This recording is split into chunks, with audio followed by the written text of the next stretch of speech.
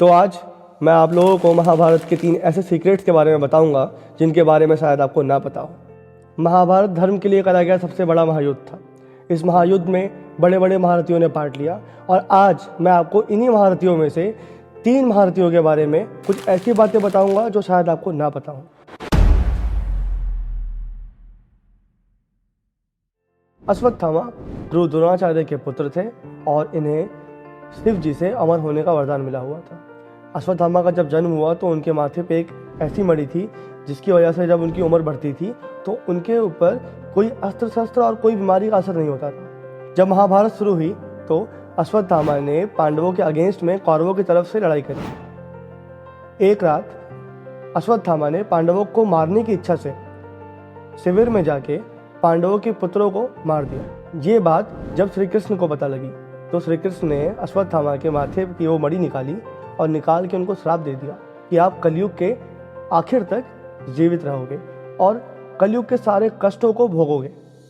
ऐसा माना जाता है कि आज के वक्त में भी अश्वत्थामा जीवित हैं और सारी पीड़ाओं को अपने शरीर पर लेके जी रहे हैं।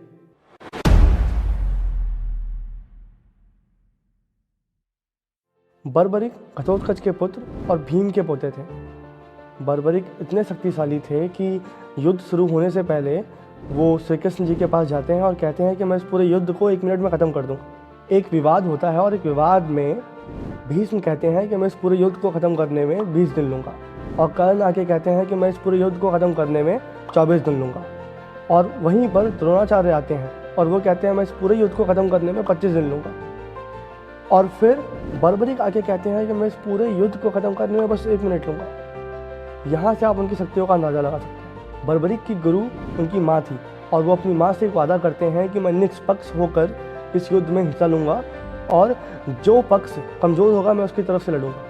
इस पूरे वादे में एक पहेली थी, क्योंकि अगर बर्बरिक पांडवों की तरफ से लड़ेंगे तो कौरवों का पक्ष कमज़ोर हो जाएगा और फिर उनको कौरवों की तरफ आना पड़ेगा, और अगर वो कौरवों की तरफ आ गए तो फिर पांडवों का पक्ष कमज़ोर हो जाएगा और इस तरह लड़ते लड़ते आखिरी में सिर्फ बर्बरिक बचेंगे पूरे युद्ध में।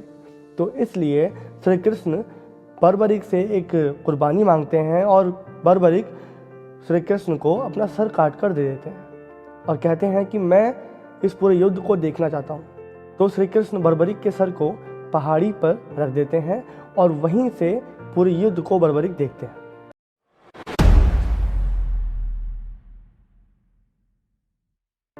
सहदेव पांडवों में से सबसे छोटे थे और सहदेव के पास दिव्य दृष्टि की शक्ति थी जिसके द्वारा उन्होंने महाभारत की डेट और टाइम निकाली थी। ये दिव्य दृष्टि की शक्ति उनको उनके पिता से मिली थी और इसके पीछे भी एक कहानी है। राजा पांडु जो पांडवों के पिता थे, उन्होंने अपने पुत्रों को बुलाया और बुला के कहा कि जब मेरी मृत्यु हो जाएगी तो मेरी लाश को खा लेना, और जब आप मेरी लाश को खाओगे तो आपको मेरी शक्तियाँ मिल जाएंगी।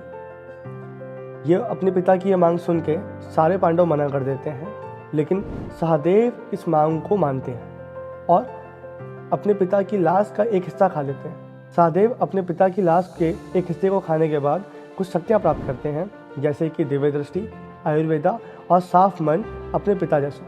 तो यह थे महाभारत के कुछ महारथियों के रहस्य जो शायद आपको नहीं पता था। इसी तरह और रहस्यों को जानने के लिए और वेदों और ग्रंथों की जानकारी लेने के लिए हमारे चैनल स्पिरिचुअल टॉक्स को सब्सक्राइब करें और हमारे इंस्टाग्राम चैनल भगवत गीता ज्ञान को फॉलो करें। राधे राधे।